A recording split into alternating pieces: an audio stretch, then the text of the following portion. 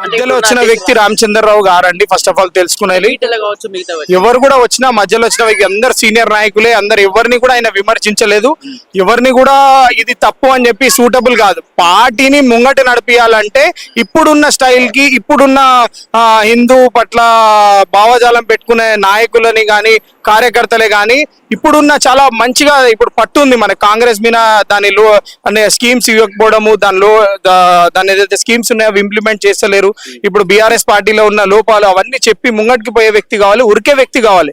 నడిచే వ్యక్తి ఇప్పుడు పార్టీకి అవసరం లేదు, ఉరికే వ్యక్తి కావాలి. కాబట్టి కొద్దిగా అన్నగారు అదే విషయంలో బ్యాక్ సెట్ అయిందంటే మా కోరిక. అంటే కొన్ని వస్తున్న వార్తలు ఏంటంటే బీజేపీ సంబంధించినటువంటి గోషామాల ఎమ్మెల్యే రాజాసింగ్ గారు ఎక్కువ వర్గానికి సంబంధించి మాత్రమే మాట్లాడతారు. అంటే హిందువులకు సపోర్ట్ గానే మాట్లాడతారు. అంటే బీజేపీ పార్టీకి హిందువులు ఒకటే కాదు కదా, క్రిస్టియన్ సంబంధించిన కావచ్చు, ముస్లింల ఓట్స్ కూడా అవసరమే కదా అని చెప్పేసి అందుకే అతన్ని అధ్యక్షుని రేసులో ఉంచలేదు అని చెప్పేసి కూడా బయట కొన్ని ప్రచారం జరుగుతా ఉంది. అంటే ఇదేమన్నా జరుగుతుందని ఇక్కడ మేము కూడా అదే అనుకుంటున్నాం అండి. ఇప్పుడు అన్నగారికి ఒక ధర్మం పట్ల హిందువుల గురించి మాట్లాడతాడు కాబట్టి అధ్యక్ష పదవి ఇవ్వలేదు. ఎందుకంటే పార్టీ అభివృద్ధి చెందాలంటే అన్ని సెంట్రల్ ఇప్పుడు పెద్ద పెద్ద నాయకులు కూడా ఉంటారు.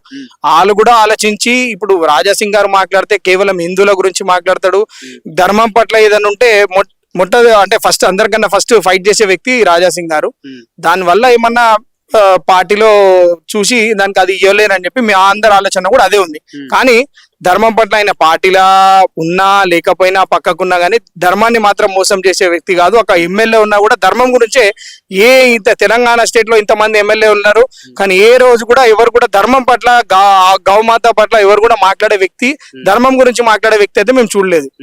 అంటే రాజీనామా చేసిన వ్యక్తి మళ్ళీ బీజేపీలోకి వచ్చే అవకాశం ఉందంటారా? ఒకవేళ వస్తే బీజేపీ మళ్ళీ తీసుకుంటుందా? దీనికి సంబంధించి ఏం జరిగే అవకాశం ఉందంటారు? నేను ఇప్పుడే చెప్తున్నానండి, ఇది ఒక పార్టీ, భారతీయ జనతా పార్టీ అంటే ఒక మా కుటుంబంలో అమ్మ తిట్టి ఎలగొట్టినా, మన ఇంటికి కొడుకెళ్ళిపోయినా మళ్ళా గంటన్నర తర్వాత పిలుచుకొని ఓదార్పడం జరుగుతుంది. మళ్ళా తీసుకొని మేము నడుస్తాము. ఇదే రాజాసింగ్ గారు ఆయన వేరే పార్టీలో పోడు, మేము పోనీయం కూడా.